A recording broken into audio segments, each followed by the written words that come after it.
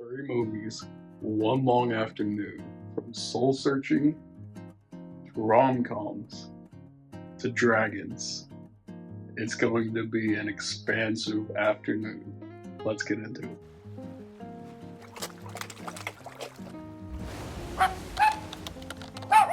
Hello. So like I mentioned earlier, we're going to watch three very distinctive movies today. They're all totally different. This is my favorite sort of movie day, and when all three movies are totally different. Like, yeah, I love superhero movies, I love Marvel, and I love DC. But when those movies come out, like, sort of close together, or like similar movies come out close together, and I have to do a double feature, it's not as good, I don't think, for me at least. I don't think I like those days as much as I do the days like this, where the movies are very distinctive and have very different tones and settings across the board. Funny enough, I looked yesterday at AMC because I was planning on going yesterday, and they weren't showing The Life of Chuck at the AMC, at my local AMC. So I'm going to watch The Life of Chuck at Alamo Drafthouse, and then after I watch it and do a review for it, I will drive over to the AMC, and that's where I will watch The Materialist, which is the new rom-com that is starring Dakota Johnson, Chris Evans, and Pedro Pascal in a throuple scenario. Yeah, I've been really looking forward to that. I've been seeing all their promotion videos and them, just being all cute together. Pedro Pascal's such a handsome man, and I'm just excited to watch this movie, as well as The Life of Chuck, which is the reason I'm wearing my Loki shirt, because Tom Hiddleston is playing Chuck in The Life of Chuck, which is based off a Stephen King movie, or book. And I just recently read those short stories that this movie is based off of. The short story book is called If It Bleeds. The first one is Harrigan's Phone, the second is The Life of Chuck, and the third short story is If It Bleeds, the name of the book. To end the night out is the movie that I've been really looking forward to. I said that Lilo and Stitch was my most anticipated film, just because that's my childhood. I love Lilo and Stitch. But the second most anticipated movie I had this year was live action How to Train Your Dragon. And then Superman comes third, Fantastic Four comes fourth, Jurassic World comes fifth, so on and so on. But yeah, the second most anticipated film of mine this year is live action How to Train Your Dragon. That's my layout for today. So yeah, stick around for those out of theater reviews, and then here in a few days I'll come back with a more thought out, expressive review, I guess. Yeah, you'll get 2 or 3 reviews of each movie. Just keep watching and you'll get those now. Well, guys, I just pulled up to Alamo Drafthouse. I'm about to go watch The Life of Chuck. Yeah, I was talking to ChatGPT as I was driving here, and somehow I missed it, but the If It Bleeds novella from Stephen King apparently has 4 stories, not 3. It has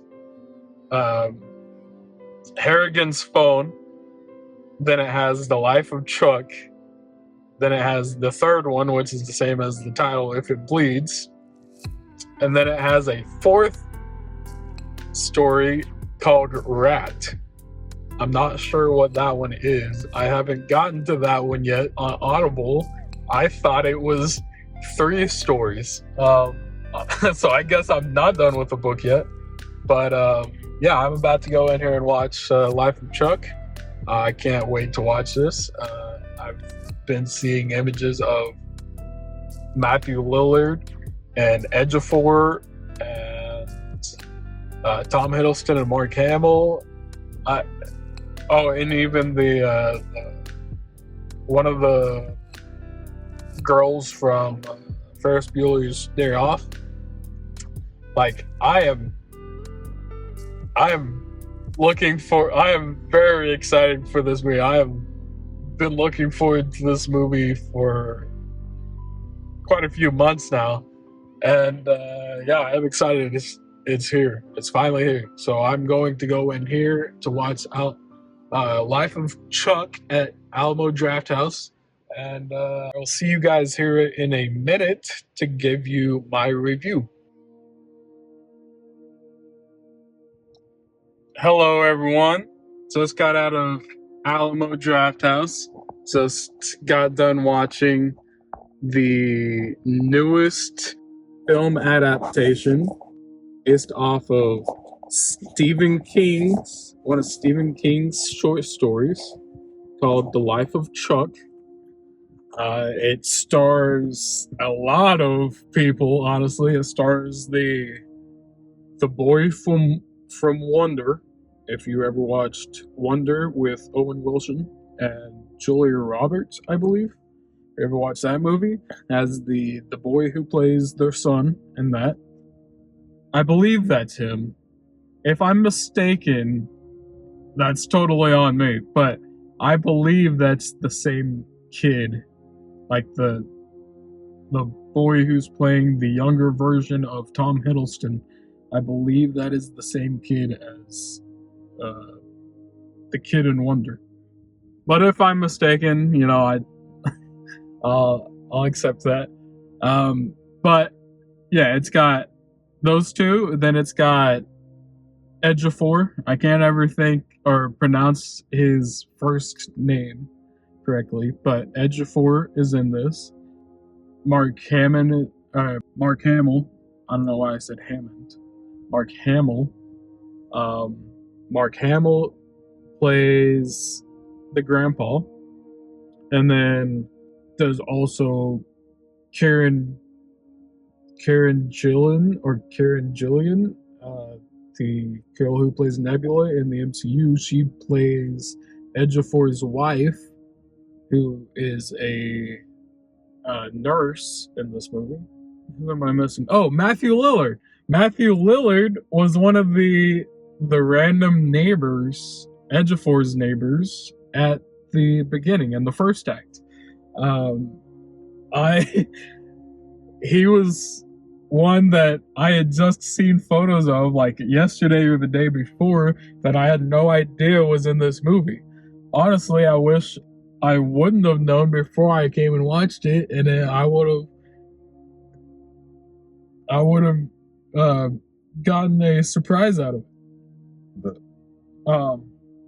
But I did find out about him like yesterday or the day before, so I was looking forward to him being in it.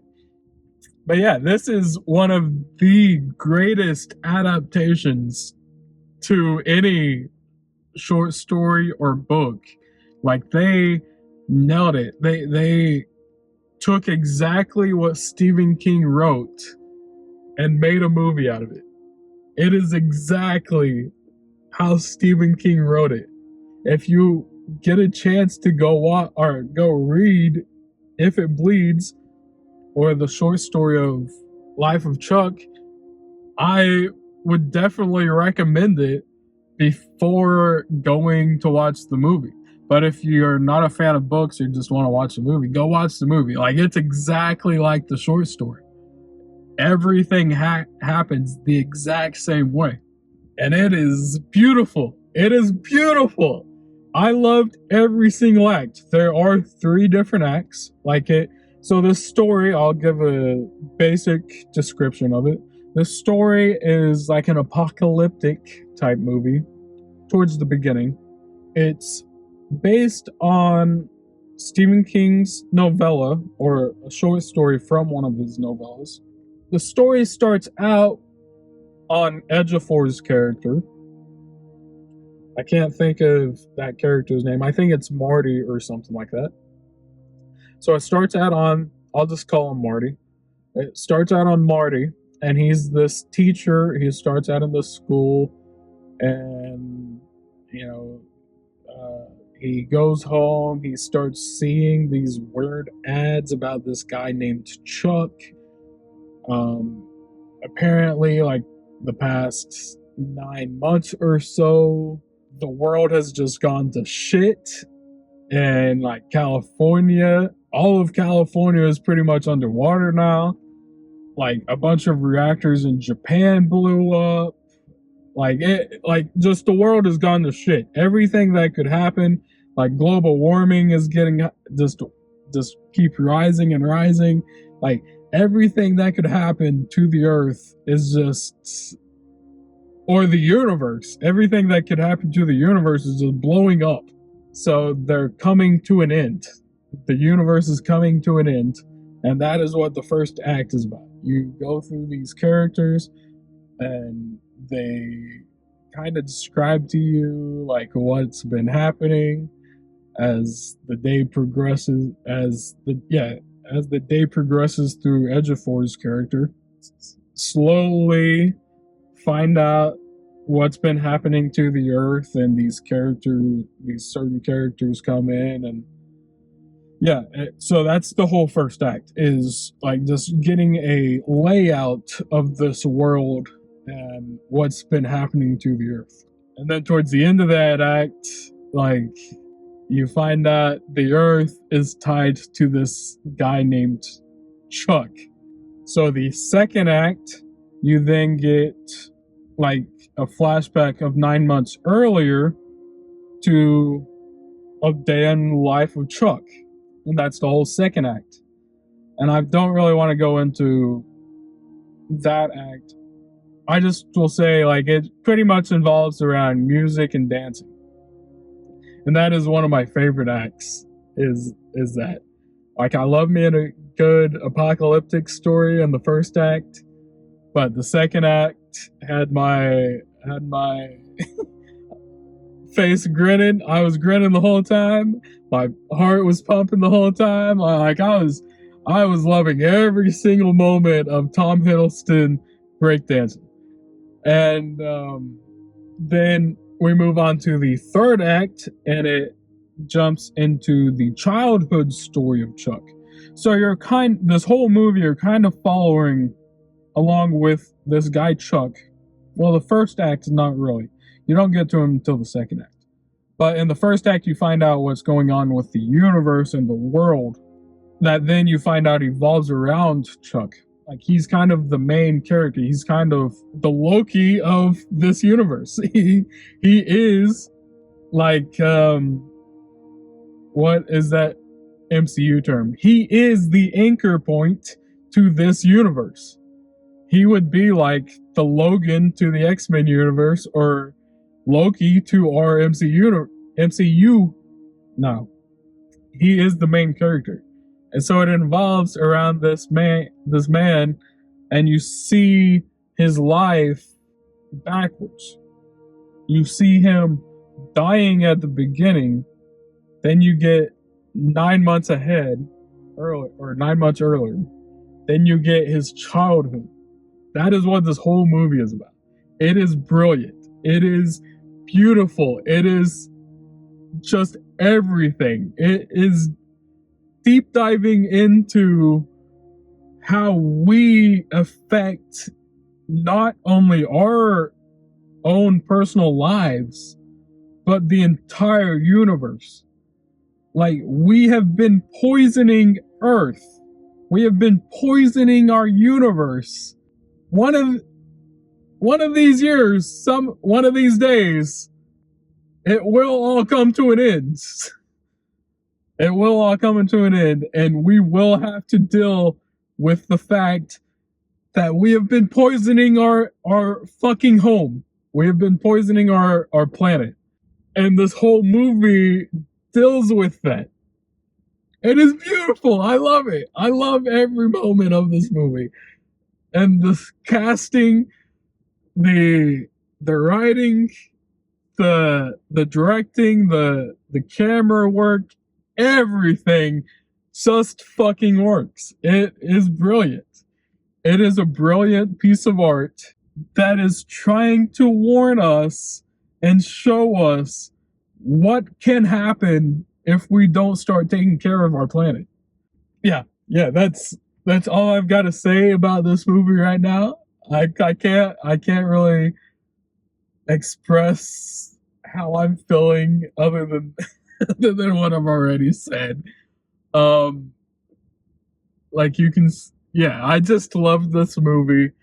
It is a brilliant piece of work, and I am now just going to go head to the AMC and get ready to watch The Materialist, which is a rom-com with Pedro Pascal, Chris Evans, and Dakota Johnson. So I'm going to go get ready to watch that movie now, and then at 7 I will go watch the live action How to Train Your Dragon in IMAX. And yeah, I will jump back in with a more spoiler review towards the end of this video.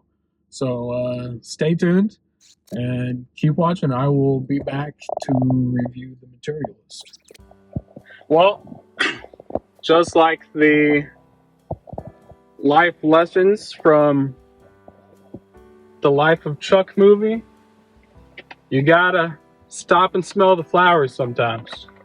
You just gotta take a moment, just get out and do something, live your life, dance a little bit, just gotta groove and dance some, and then you just gotta take a moment and do something for yourself, get some smelly good stuff, or go out and smell some roses or something. I decided that I had a few minutes before I had to get to AMC to go watch The Materialist. It's about that time where wallflowers go on sale at Bath & Body. So I stopped at Bath & Body and got me some smelly good stuff. I got me some country apple and some fresh mandarin cedar. Yeah, got some of that. Got some beautiful days. Beautiful day. It's gonna be a beautiful day. Oh, the tag fell off this one. This one is Summer in Sicily. Got that one. Then I got Dahlia, or Dahlia, however you pronounce that, Dahlia. Oh, I got 3 more in here. I got a lot because it's like $3 each right now, or $3.50 or something like that. And then I got some Santorini Sunset, some hibiscus waterfalls, and another country apple because I really liked the country apple. I sat there and smelt all this. This is about $50. Not all this is wallflowers though. I got some other stuff in here. Just a little noisy. Then I got some hand soap. I got some Spring Peach Crisp and some Firefly Forest and a Strawberry Peach Sunset hand soap, which I don't really need by this hand soap. This hand soap will last me quite a while. What my other thing? And then, last but not least, I got some antibacterial hand gel that is called Endless Weekend.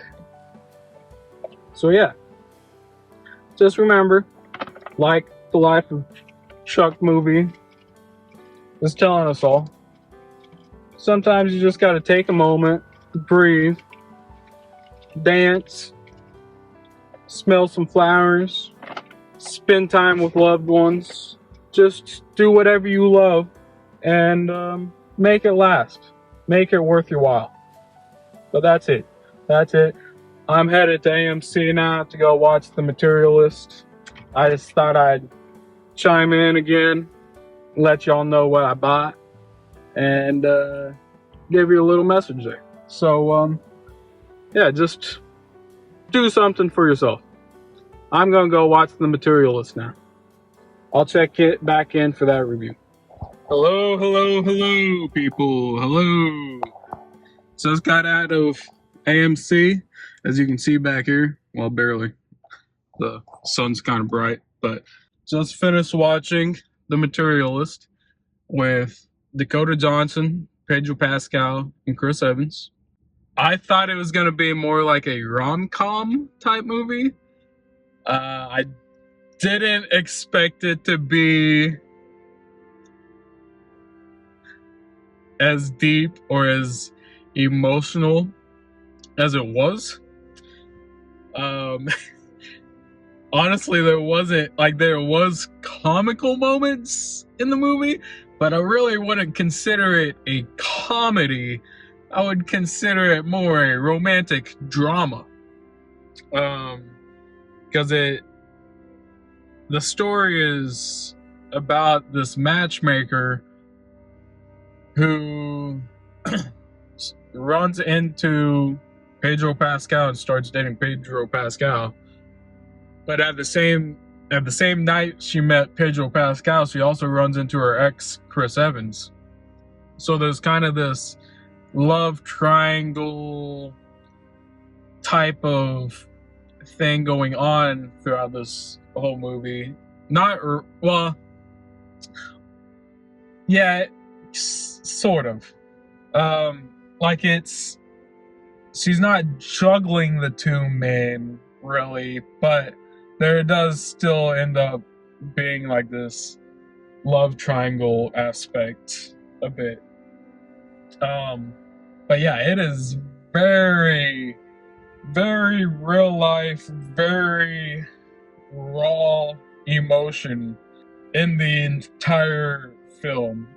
It brings out this raw emotion that just, oh my gosh, I did not expect to tear up or cry as much as I did in this film. And it was all pretty much towards the end, too. There were moments, it juggled back and forth, honestly. But towards the end, I did tear up and cry. Because it does have this very serious tone and story about dating and relationships and people being too materialistic, hence the name. People are just too judgmental, too materialistic these days, and not dating as much. The loneliness epidemic is just out of hand. But yeah, this movie dives deep on serious dating and relationship settings, and brings, I don't even know what I'm trying to say, brings real shit to the big screen. All these just themes and settings that are really going on, men feeling lonely and not finding a connection, or women not feeling valuable or loved enough. No one feels loved enough anymore by significant others, or just people aren't dating these days. And I see it a lot on YouTube, people talking about, like, yeah, the Gen Z dating generation or the loneliness epidemic. Like, I've seen a lot of videos on YouTube about all that stuff.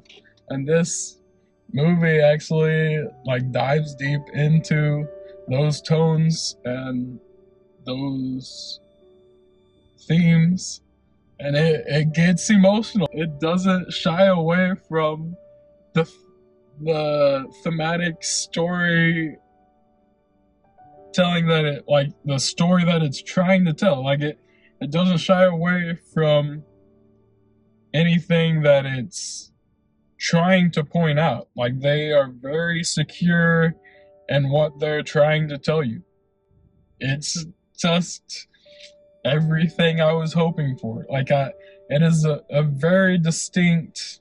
All these movies that I'm watching today have, like, these very distinctive tones and themes.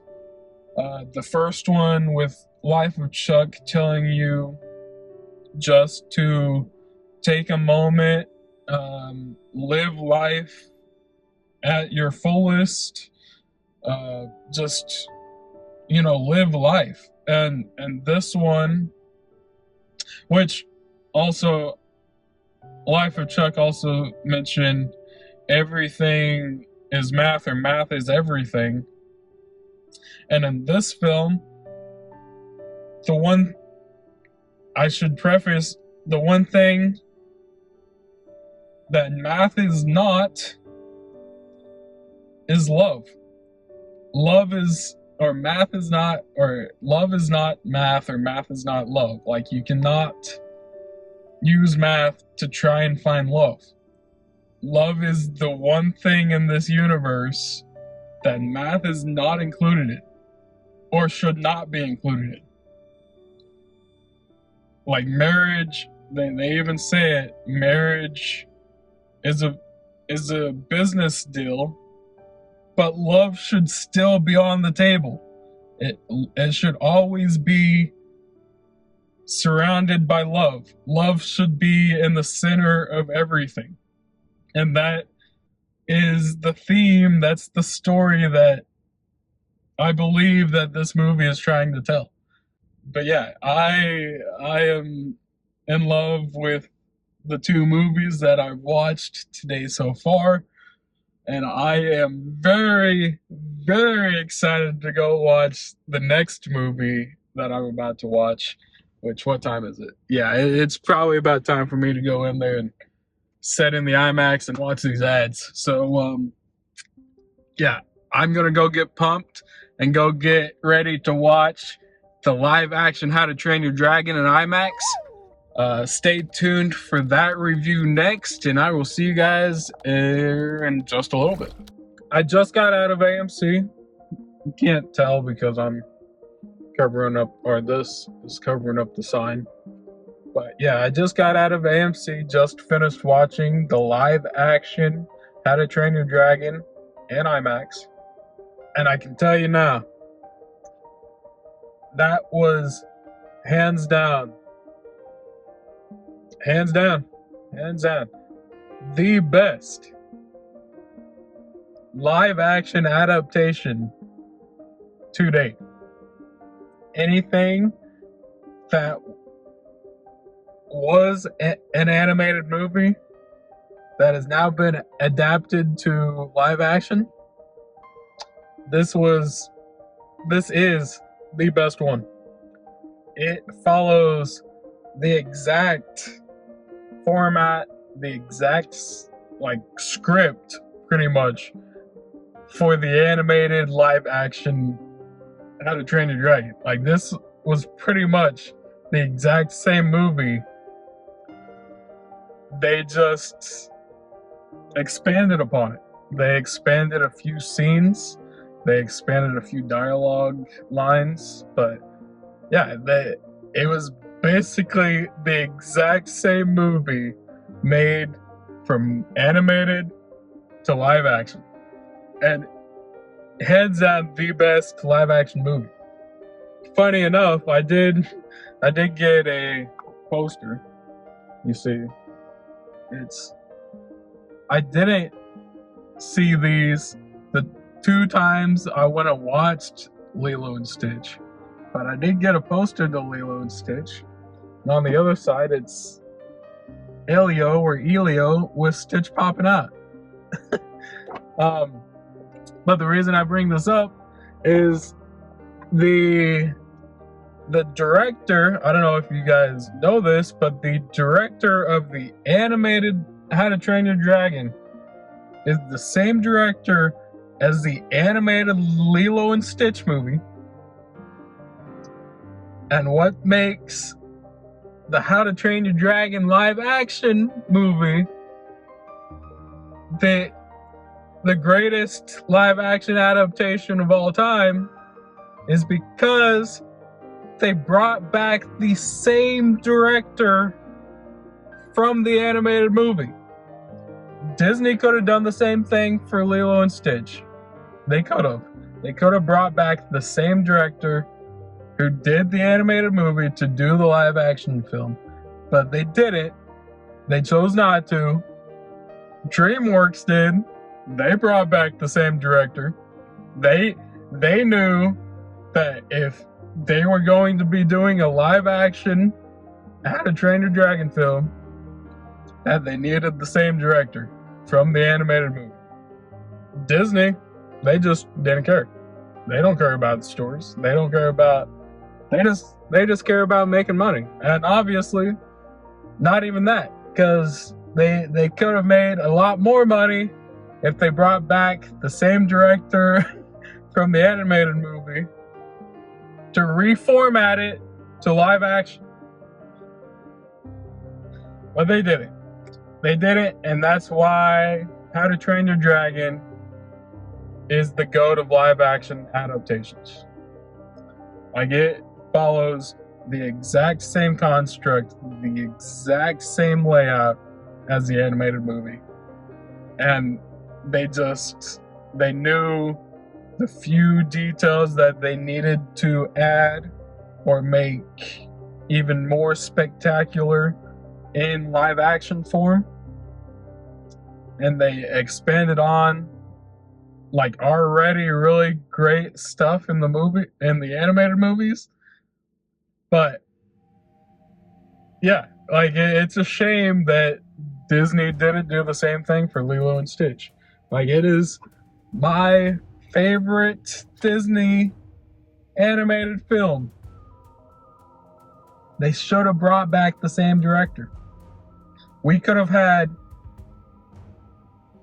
an animated Lilo and Stitch movie, an animated How to Train Your Dragon movie, a live action Lilo and Stitch movie, and a live action How to Train Your Dragon movie, all directed by the same dude. But Disney jacked it up. Now we just have the 3.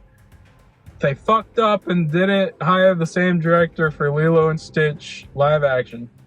Nothing against the director that they did get for it, but it would have been a lot better if they got the original director. I'm just saying. Anyway, go watch How to Train Your Dragon. Go watch it in IMAX if you can. Watch it in IMAX. Because those shots of Berk, and just like the giant queen dragon, or like the flying around, or Hiccup flying around on Toothless, like all of those cinematic epic shots are definitely well worth it to watch in IMAX. Yes, I'm telling you, it is worth it to go watch it in IMAX. And I think that's gonna be it for this part of the review. It's been a long day, it really has, and I am tired and I want to get home. I've got like a 40-minute drive. Pretty hungry too, so I may stop and get me something to eat. But yeah, I have had the best day of features, starting out with The Life of Chuck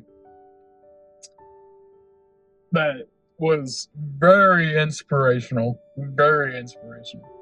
Then going into like a very serious dating movie called The Materialist. That was something else, and yeah, definitely something else. And man, Chris Evans and Pedro Pascal, those fellas, they are so charming, so sexy and so charming. Like Dakota Johnson's sexy too, but Pedro Pascal, that man is very charming in The Materialist. And then, of course, How to Train Your Dragon. How to Train Your Dragon, they brought back Gerard Butler as the father. Mason Thames, I think his name is, who played Hiccup, was very excellent. Like I love Jay Baruchel,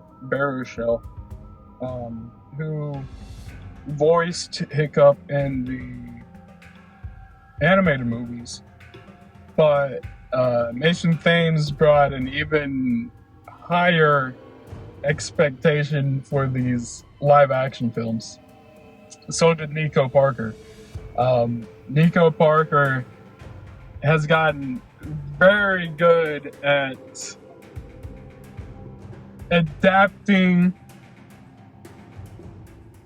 things to like either movie or TV that's already been adapted and from something else, like either The Last of Us, playing Sarah, Joel's daughter in the first episode of The Last of Us, bringing that character to television, or bringing this live action character over from an animated movie.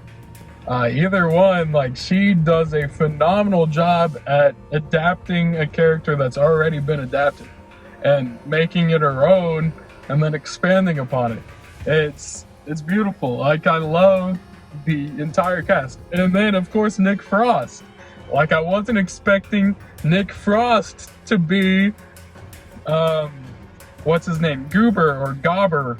I think it's Gobber. I wasn't expecting Nick Frost to be here. Like Simon Pegg, we just had him in the Mission Impossible films, and he's in quite a few films. Nick Frost, though, I haven't seen him in a minute.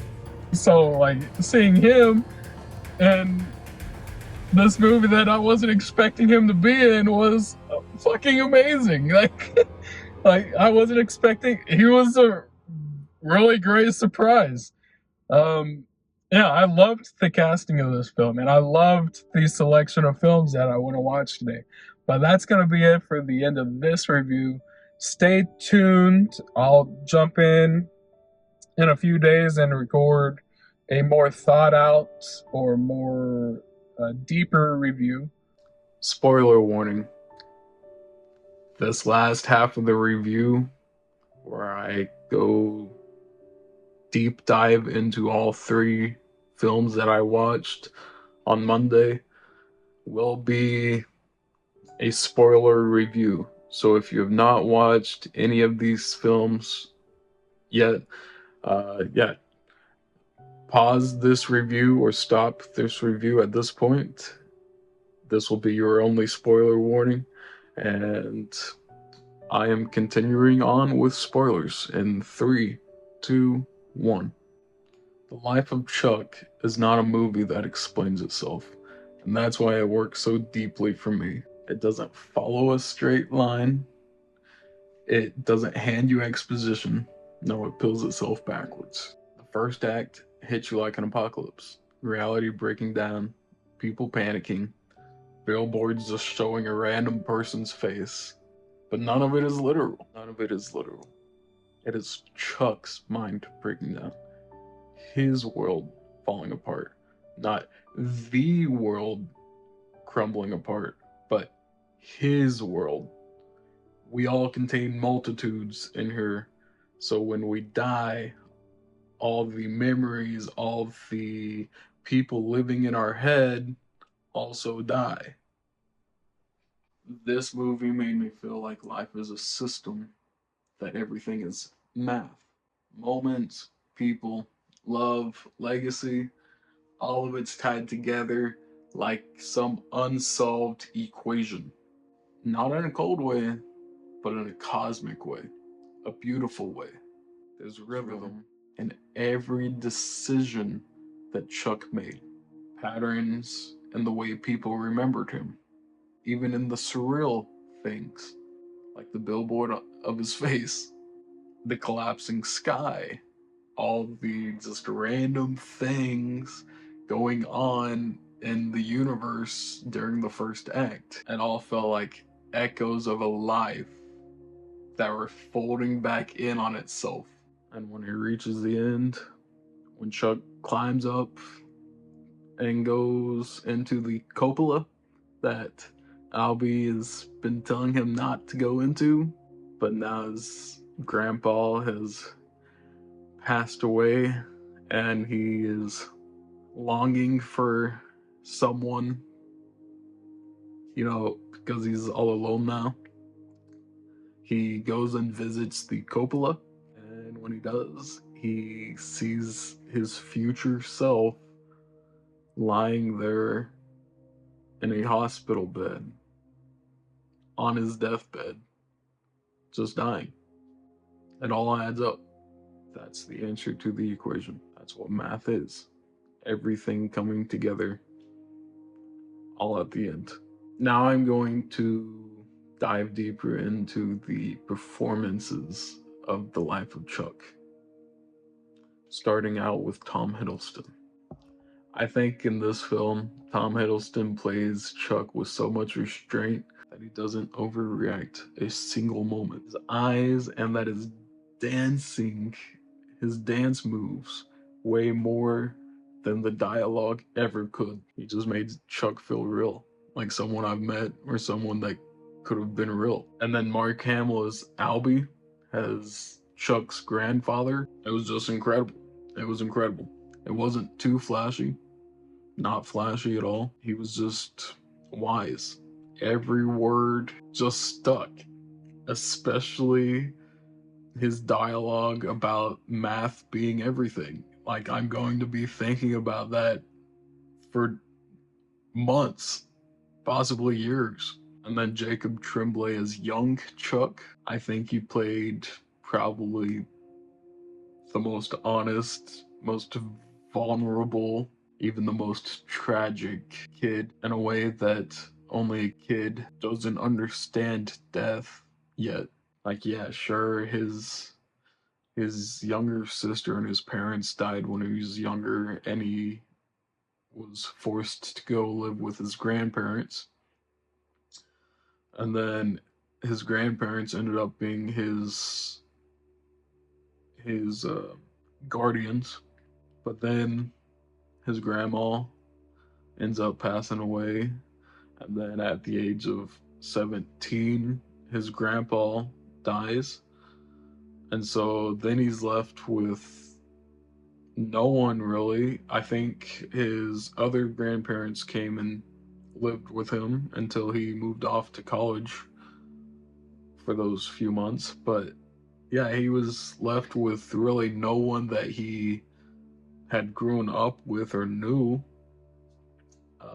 So yeah, this movie deals with death a lot, and the way Jacob Tremblay plays the young Chuck, especially when he goes up into the cupola or whatever it is eventually.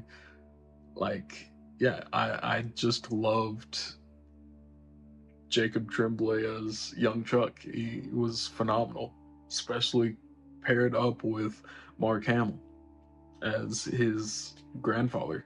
It was just astonishing work from all three of those performers. Tom Hiddleston, Mark Hamill, and Justin Tremblay. Or not Justin, Jacob Tremblay. But yeah, I loved all three of those actors in this movie. And even the supporting roles, all the supporting actors with Chiwetel Ejiofor as Marty, who is the school teacher you start the first act out with, and you follow him along in the first act as he goes through his days in the end of the apocalypse, or end of the universe. And then you run into Kieran Gillen, who's his ex, that he, goes and spends his last moments with. She was fantastic, and so was he. He was really great as Marty. And then Isaiah Bradley, I can't think of his name. Hold on. Let me look at my notes. I wrote it down somewhere. Carl Lumbly. I think that's how you pronounce it. Carl Lumbly. He played Isaiah Bradley in the most recent Falcon and the Winter Soldier series, as well as Captain America Brave New World. He plays, I forget the character's name in this, but he plays this old man who Marty just ends up having a conversation with while they're walking down the street. And that was a really great moment. Another perspective of someone living through the apocalypse, as well as Matthew Lillard, who plays Marty's neighbor. Yeah, they have a really great moment as well. Ejiofor and Lillard. Who am I missing here? I'm missing a few people.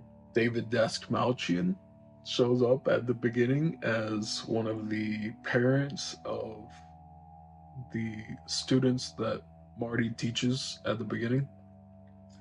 That's the first kind of dialogue you get about what's been going on with the apocalypse, and David Dastmalchian brings up that the internet's crashed and there's no longer Pornhub, and yeah, they have a little joke about that. And then let's see, there's also Mia Sara, who you may know from Ferris Bueller's Day Off.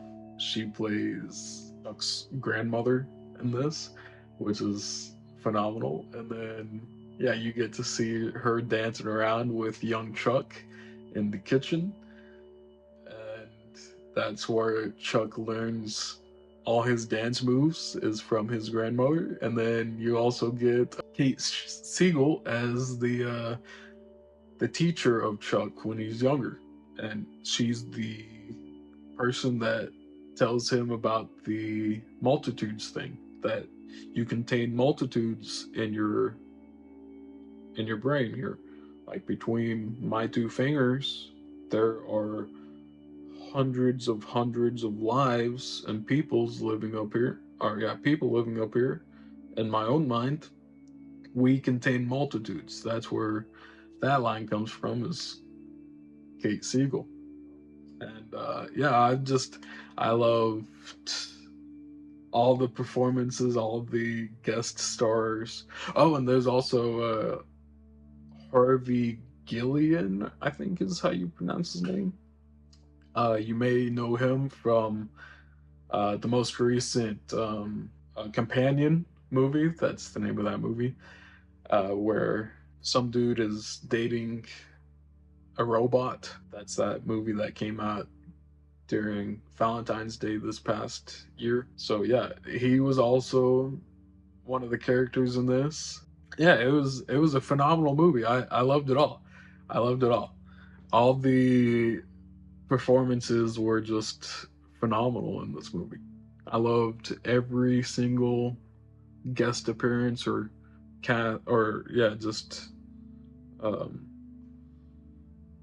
main cast member of this movie. It was phenomenal. It was all phenomenal. Yeah, like I said, the side characters, the doctors, the relatives, the strangers on the street, I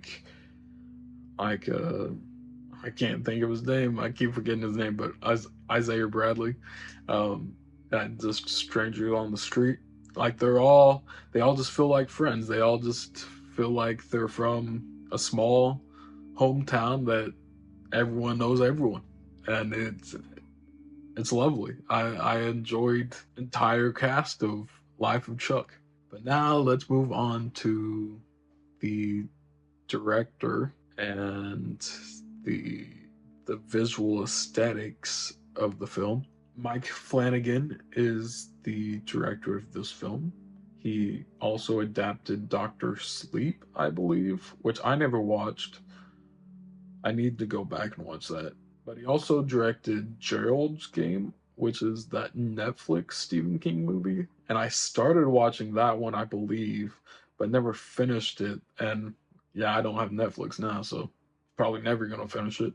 What was I gonna say? Oh, Mike Flanagan, I think, also directed the Haunting of Hill House and Haunting of Bly Manor series for Netflix, and I did watch both of those completely. Watched both of those, and loved every single moment of those. Like that, that was one of the greatest horror series I've. Both of them are like the greatest horror series I've seen. I don't really watch much horror movies and stuff, but Mike Flanagan is one that, you know, I will give a chance to. If he's adapting a Stephen King or like any horror thing, like I'll give him a chance. I need to start watching more horror things for my Rewinds channel, which this is now going up on. This will be the very first video on my Rewinds channel. But yeah, when I start posting more on this movie reactions channel, I'm going to start reacting to more horror movies. So I may watch Doctor Sleep for the first time on there. Mike Flanagan just going through all of Stephen King's novels and adapting whatever he likes. And this being the third one, or the next one, I was all for it. Once I found out that Tom Hiddleston was playing Chuck and that Mike Flanagan was directing the movie, I was like, hell yeah, I'll give that a shot. I'll give that a shot. I know this isn't a horror movie, but it's like still like spiritual, still kind of like magical in a way. I'm loving the direction that Mike Flanagan is headed, just adapting all of Stephen King's stuff that he loves, and I'm all for it. I'm all for it. Just keep going and supporting both Stephen King and Mike Flanagan. I love them both. I love everything that they've put out and done, and yeah, I'm all for it. And the visual aesthetics of this movie, the not just feeling like a fantasy, but like living in grief, living in just sadness, and just dealing with death, and like living your life to the fullest. I just loved the theme and the tone of this movie. It was everything I was hoping for after reading the Stephen King novella. And yeah, I'm just looking forward to more Mike Flanagan Stephen King movies. I guess I'll give my final thoughts here now. Oh, before I do that, I do want to touch on the music and score of The Life of Chuck real quick, because the music isn't intrusive. It's also like math. Like, it's very tight, measured, emotional without pushing too much, and it lets you just, you know, breathe it in and let you feel your own feelings instead of manufacturing them for you, you know. Well, the music just feels perfect for this film. But with that, I'm going to give my final thoughts on The Life of Chuck now. This was probably the most emotional and the most influential movie I watched that day, or this past Monday. Not because it told me what to feel or how to feel, but it let me figure it out on my own, and it let me just live in this other man's life for however long the movie was. It says something that few movies ever say, and it taught me that life isn't about the big things. It's about the small things, the small moments, the quiet kindness, the conversations that no one will ever see, the legacy that no one will ever see. But it all still matters. It all matters. And most importantly, it left me thinking about my own math, what I'm building here, and what will survive me after I'm gone. Where Chuck was about everything connecting, this movie is the complete opposite. This movie is telling us that math is not a part of love. That love is messy, emotional, chaotic, but somewhat essential. Somewhat essential to our lives. Actually, not somewhat. It is essential to our life. This wasn't about falling in love. It was about choosing someone who doesn't fit your world, but loving them anyway. Well, it's a balance. Like, do you want someone who is exactly like you, exactly someone that like does the exact same things as you, or do you want someone different, someone who is unique, someone who is completely different than you? Think about like which one you want. Like, do you want someone who is like you, or do you want someone who's different? Keep trying to make logical choices, though, structured choices, and love isn't safe. Like, they keep trying to make it safe. It's not safe. If there's no real connection there at all, like if there's no real connection between two people, then it'll just fall apart. So yes, like the life of Chuck taught us about everything being structured, everything being calculated, everything connecting together. But the one thing that math is not is love. We have to choose our own person. We have to open up to more people. We have to connect to more people. Math, sure, it's a part of most things. But the one thing it shouldn't be a part of is love. Love should be the center of everything. Love is not calculated. It's not safe. It's not logical. It's messy. It's really messy. Let's take a moment to talk about the actors, the casting of this film, though, because I've heard a lot of complaints. Like, I've been watching a lot of movie reviews past 2 or 3 days after watching The Life of Chuck, The Materialist, and the live-action How to Train Your Dragon. I've heard quite a few complaints about all of them, but the most I've heard complaints about is The Materialist, and it seems that not a lot of people are agreeing on this movie and whether it's a good movie or not. But I think it is brilliant, and I think the casting is brilliant. Dakota Johnson, yeah, she can be, here and there with the movies she chooses, like Madam Web. I've enjoyed her in most things she's been in, like the Peanut Butter Falcon with Shia LaBeouf, or of course any of the 50 Shade movies. I've seen those. Madam Web was, it was an experience, that's for sure. I can't really say much else about it, but it was definitely an experience. But in this movie, Dakota Johnson, like she's emotionally locked down in this film. She like there's no stopping her. Like, she is as confident as can be in this film, and yeah, her emotions are just like completely locked down. But that's what makes the film hit a lot harder, because when you do meet the two guys, Pedro Pascal and Chris Evans, Pedro Pascal brings on this charm that I've never seen before from anyone.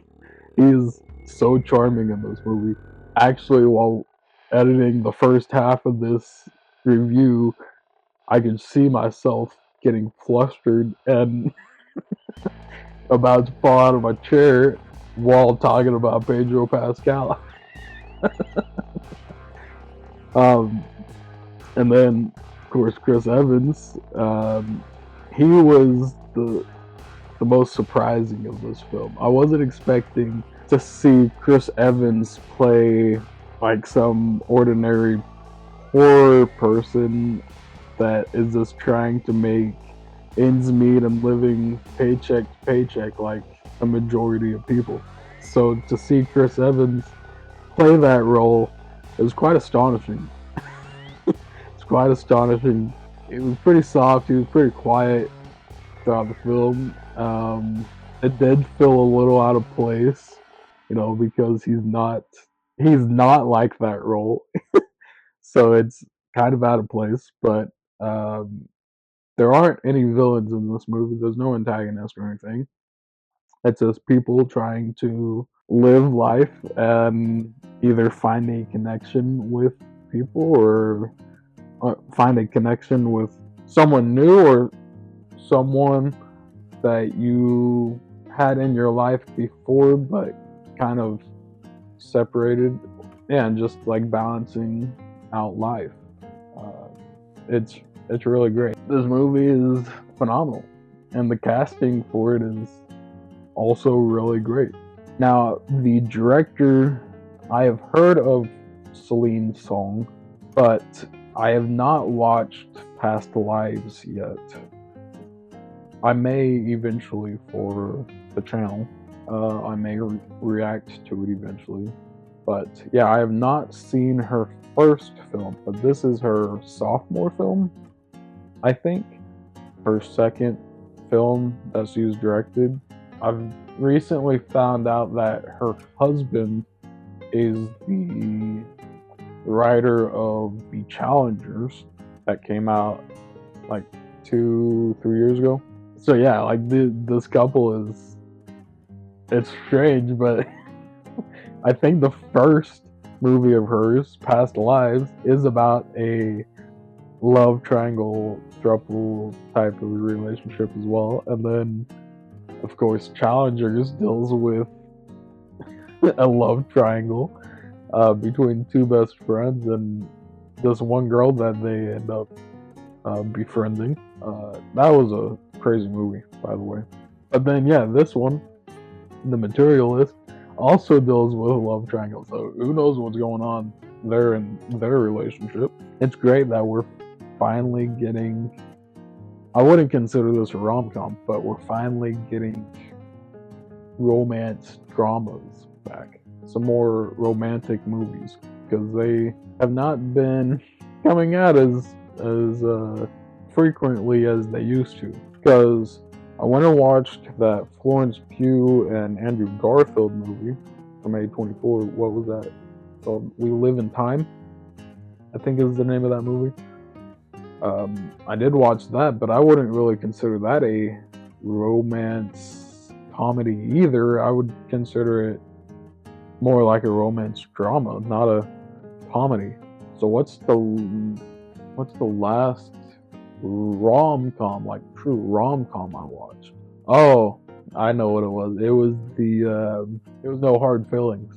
That's what it was. No Hard Feelings with Andrew Barth Fieldman.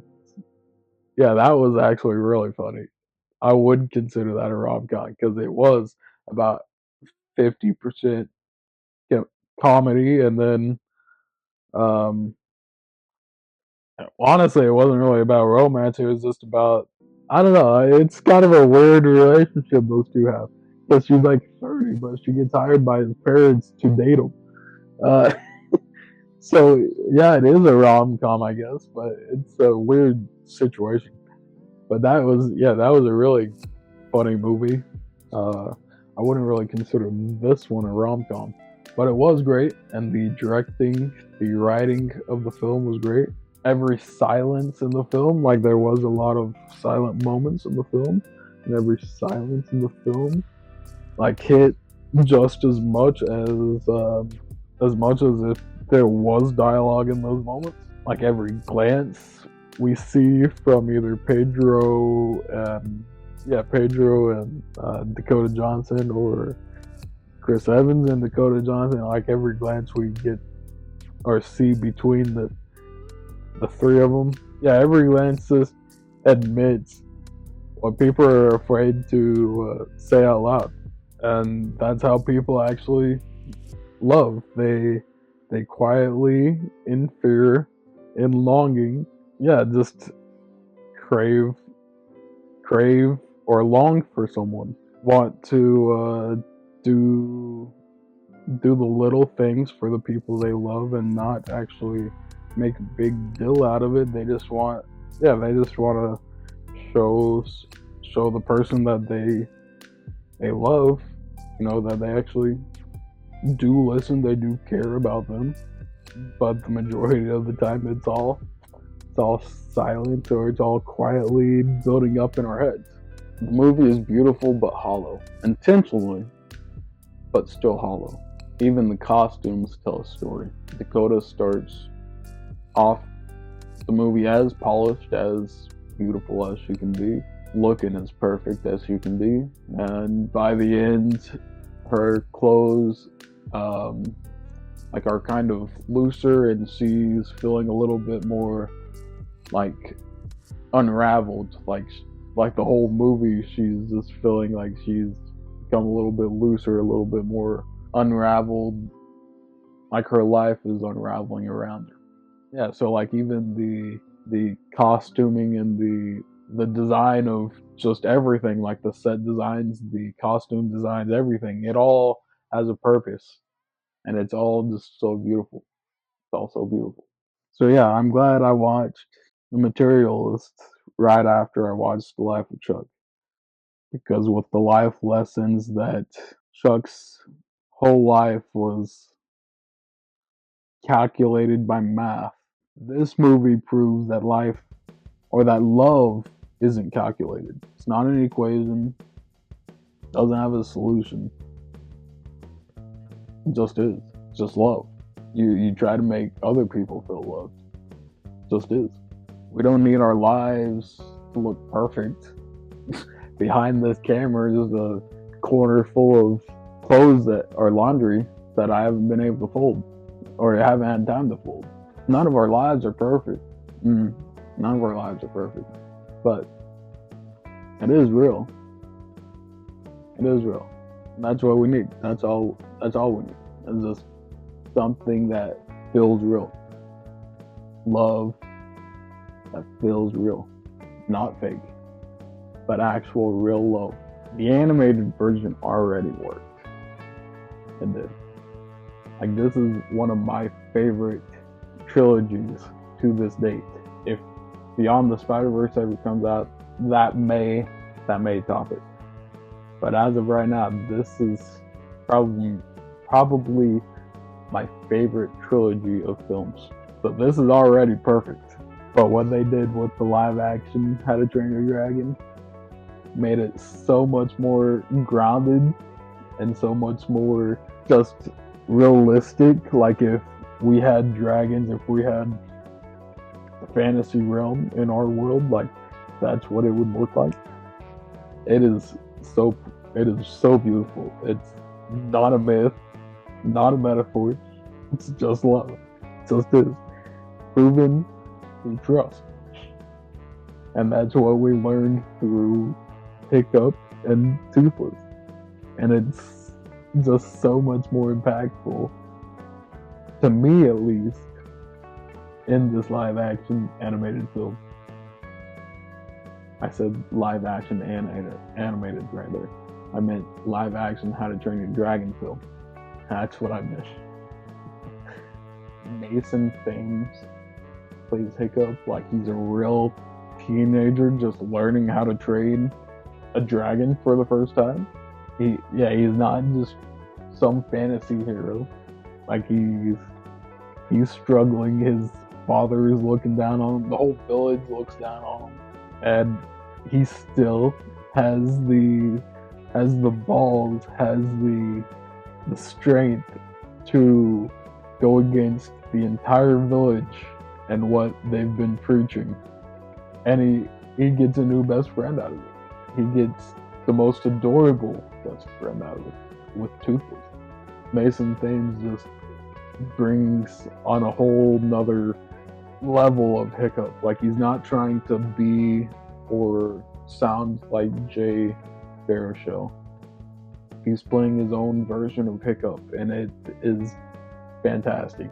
Once like the first 20-30 minutes, you would tell he was sort of trying to be like the original Hiccup, but then he gets his own pace, he gets his own tone, and as he progresses throughout the film, I could easily tell that he was just having a really great time on set, and he just comes off as so enthusiastic, so happy to be playing Hiccup. And yeah, I can't wait to explore more of Hiccup and Toothless when the second live action How to Train Your Dragon comes out, because they have confirmed that the second is now being formatted to live action. Nico Parker as well. Nico Parker as Astrid brings not only the intensity and the challenges with her, like they did change her character a little bit for the live action film. In the animated one, all of these guys, honestly, they're a lot nicer than Hiccup in the animated movies than they are in the live action films at first. And the live action films are kind of bullies, kind of just pick on Hiccup. Like I said, the whole village picks on Hiccup. And then, yeah, once he starts training Toothless and becoming a badass, yeah,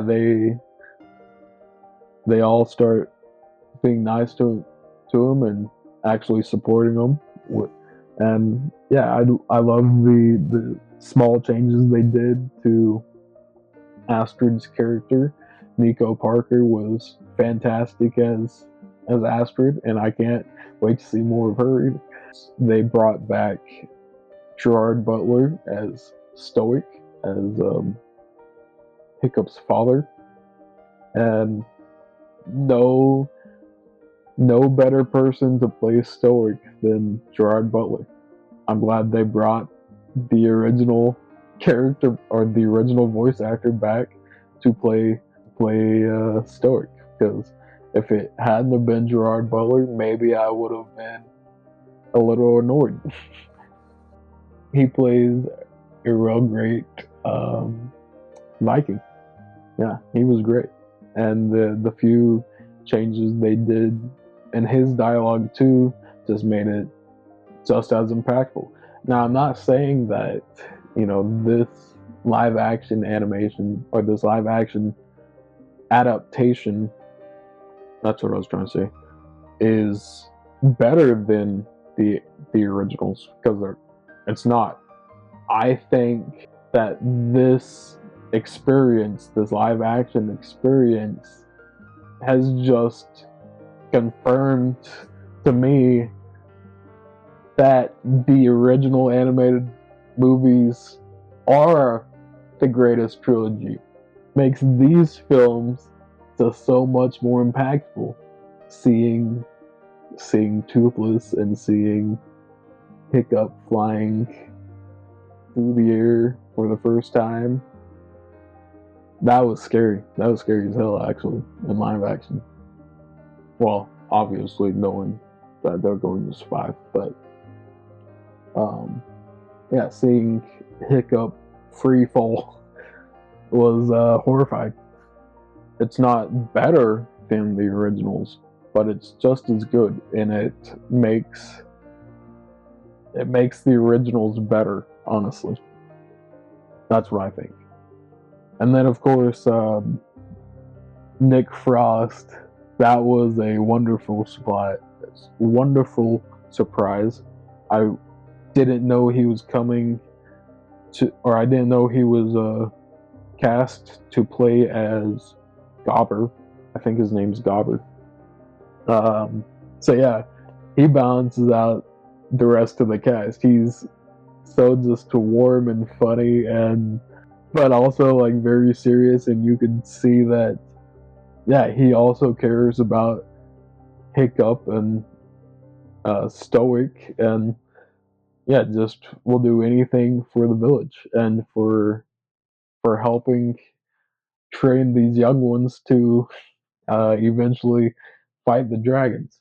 But then, in the second one, he'll be also training to ride the dragons. Everyone eventually trains to ride the dragons instead of fight the dragons. But yeah, Nick Frost, he just brings the rest of the balance to the cast. It's just so wonderful. I wasn't expecting him to be in this movie. When I saw him show up as Gobber, I was like, "Oh my God, is that Nick Frost?" And then, of course, I've mentioned Toothless a few times.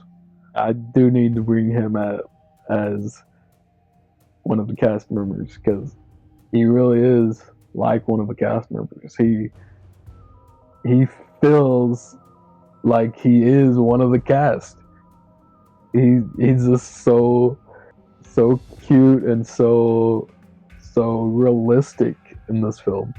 In the originals,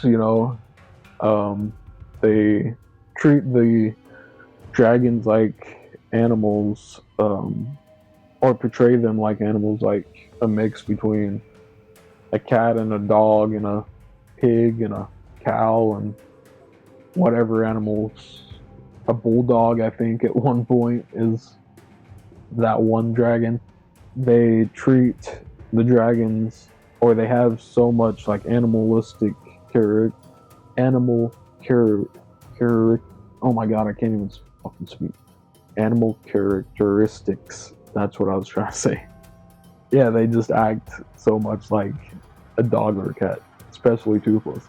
Yeah, it just makes it even more grounding and even more lifelike for the live action adaptation. Yeah, Toothless is not just Hiccup's sidekick. No, he's his best friend. He's an animal. He's just as trusting. He watches you, and yeah, he just like watches everything Hiccup does and starts to learn to trust Hiccup just as much as Hiccup has to learn to trust Toothless. Like they have to just, slowly watch each other and learn how they do things. Yeah, like they're studying each other, and then they slowly start to earn that trust and earn the love, the connection between the two. And yeah, it's so wonderful. It's just like having a dog or a cat, and it's so beautiful. I love Toothless. He's one of my favorite animated characters. Actually feels lived in. It doesn't like feel staged or just like another set piece. Like it actually feels lived in. And yeah, maybe it feels too real, like it's just a huge promotional ad for the real island of Berk that they've built in Epic Universe at Universal Studios Florida. Like, yeah, it may be a big promotional piece for that. But so what? Even if it is, like, it just means that the children that are growing up on these live action films can actually go and live and experience the real island of Berk, and when they're not, being able to visit that, then they can actually relive a more grounded, more realistic version of How to Train Your Dragon. I don't understand why people are complaining. Like, yeah, it may be a big promotional piece for it, but who cares? Like, that it's awesome. Like I want to go visit Epic Universe and the island of Berk. Like, I've been following updates to Epic Universe for like 5 or 6 years. I've known about this park, and like I want to go visit it. So like I can't blame the children that are going to be growing up on these movies for wanting to go visit the island of Berk as well. Yeah, it's wonderful. I love this live action, and I hate that people are complaining that it's just a money grab, because it's not. Like they meaning DreamWorks actually understand and actually took the time to talk to the original director of the original films, Don DeBlois, I think that's how you say his name. They actually took the time and actually told him that they were thinking about making a live action How to Train Your Dragon. And so what did he do? He was like, hey, let me direct it. Let me direct this film. I know I've never directed a live action film, but I know the story. I know what makes How to Train Your Dragon so special. Let me reformat it to live action, and that's exactly what they did. That's what makes this movie so special, that DreamWorks actually took the time to get the original director and the original creator of the story. I guess this is based off of a book, but the book I've heard is a lot different than these movies. So yeah, he's basically like the creator of this world, and they took the time to bring him back to direct the live action. Now, if Disney had done the same thing, and if they had brought Don DeBlois back to co-direct the live-action Lilo and Stitch film with Chris Sanders, those two are the original co-directors for the animated Lilo and Stitch. If Disney had brought back the original two directors, we could be having, the same or close to the same conversation for the live action Lilo and Stitch. But no, Disney are the cheap money grabs. They just care about the money. They don't care about the actual story. Like we've seen so many live action adaptations from Disney now, and none of them have felt anywhere close to what How to Train Your Dragon made me feel. Like, yeah, sure, the animals in The Lion King were realistic, but because they were so realistic, you kind of lost the soul behind each character, the heart behind each character. Like, you can make them realistic and still have heart behind them. That's exactly what they did for the live action adaptation of How to Train Your Dragon. Like, they figured it out for all the dragons. They could have done the same thing for Lion King. Now I know that the Lion King is pretty much all CGI characters. They don't have human actors with the CGI characters, but still, it could have worked. Like, that is one of my favorite Disney adaptations, and still, like, it's pretty bad. And then, you know, Guy Ritchie's Aladdin. I'm not even gonna say anything about that one because that probably is my favorite live action adaptation from Disney. I think that one's probably the best we've gotten so far. Yeah, I would say it goes Aladdin, the Lilo and Stitch film, Lion King, and then, you know, all the others down below. But yeah, like Disney keeps, or the people, the creators behind these live action adaptations keep saying they want to make these films more realistic, and then they fuck it up even more. For example, Mushu and the live action Mulan. Where the fuck's Mushu? They said they wanted to make it more realistic, so they took out Mushu, a animated talking dragon. And what did they do? They added a witch that could turn into a fucking bird. That's what they did. How's that more fucking realistic than an animated talking dragon? And then Lilo and Stitch. Like, the director of the live action Lilo and Stitch movie has come out and started complaining about people not buying tickets, even though it's made $800 million fucking dollars worldwide.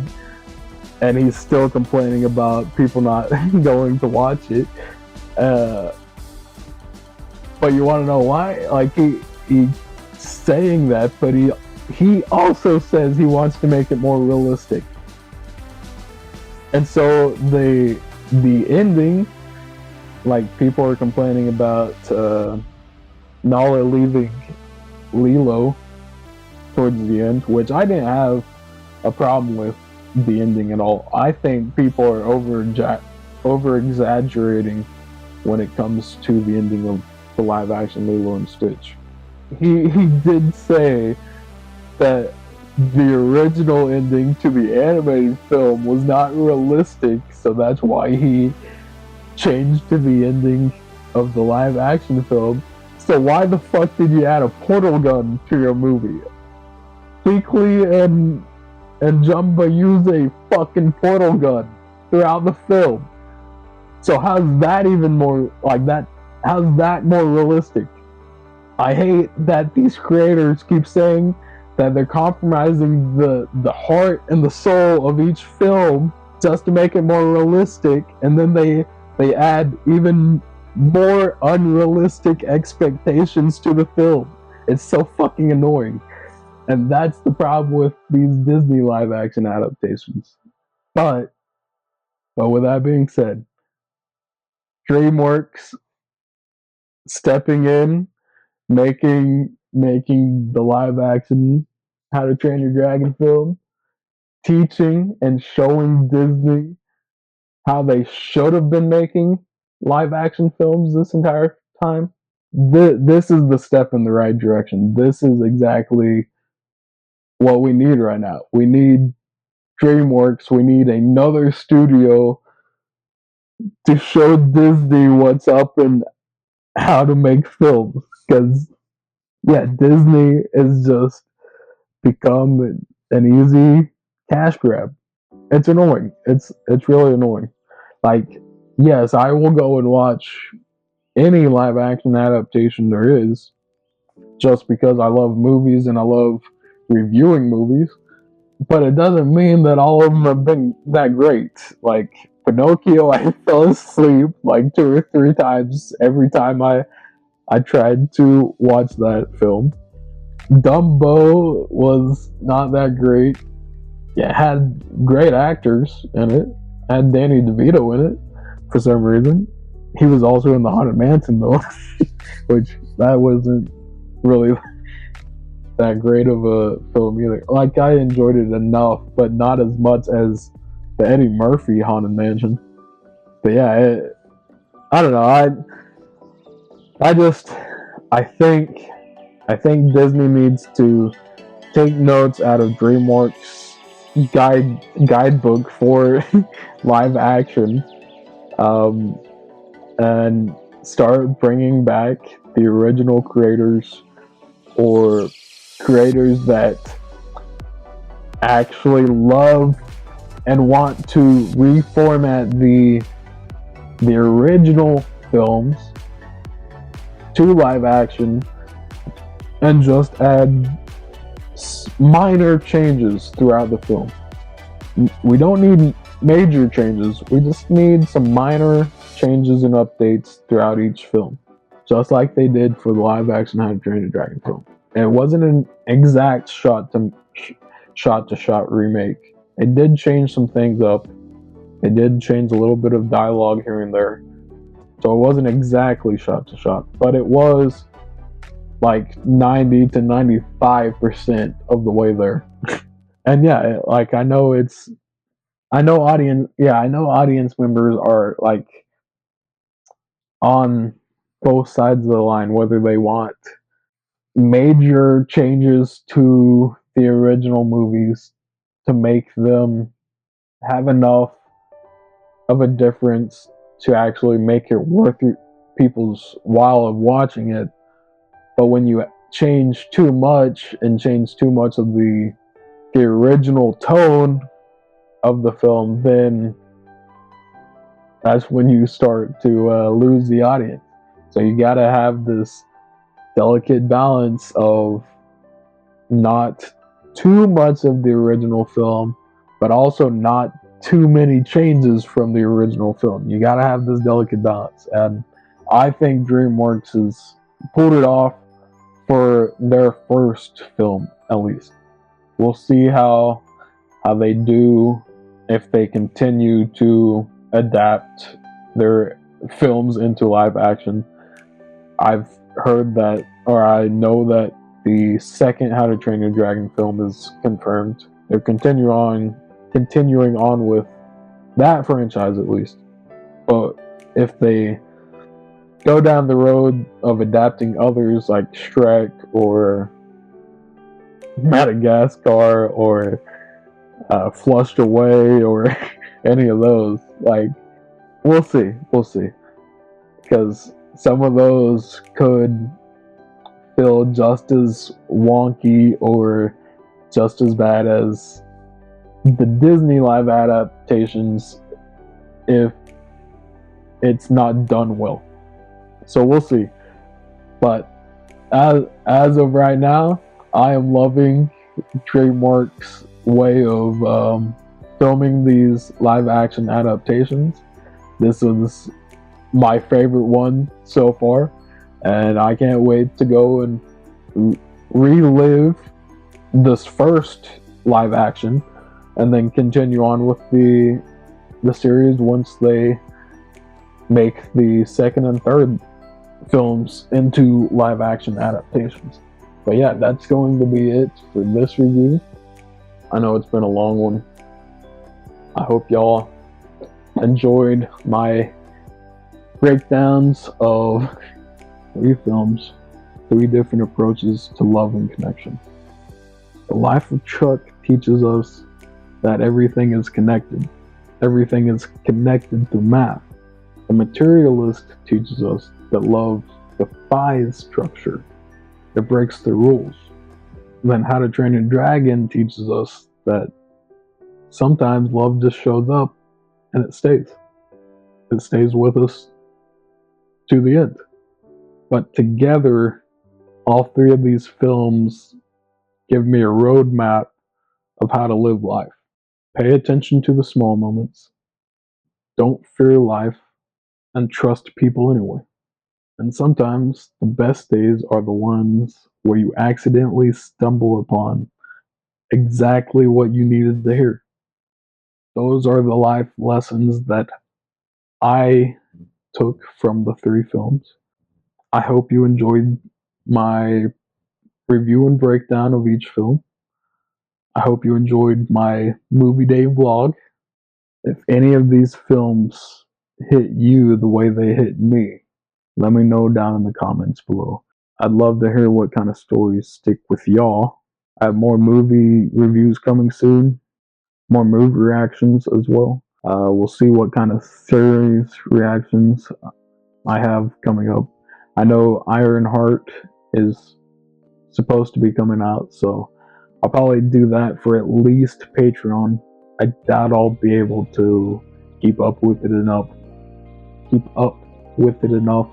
for YouTube, but I'll at least get my watch-alongs over on Patreon, so you can stay tuned for all my reactions, my reviews, and my unedited watch-alongs. You can find over on my Patreon. The other two, the reactions and the reviews, you can find edited versions of those on my Findawg Rewinds channel. I have 2 new channels that I'll be starting to come out with. This is actually the first video on the Findawg Rewinds channel. And then I also have another channel that I'll be working on in the background for the next month or 2. And when I start getting videos ready to upload on it, I'll let you guys know about that channel as well.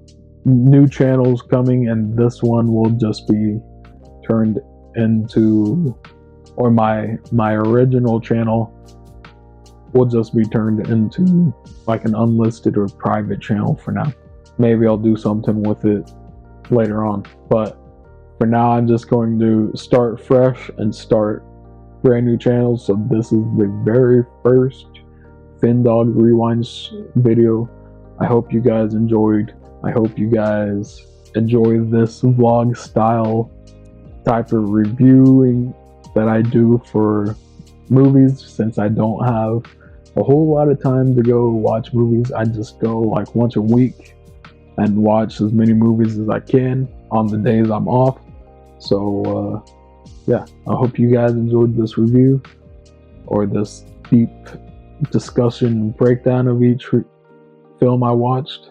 That is The Life of Chuck, Materialist, and How to Train Your Dragon live action.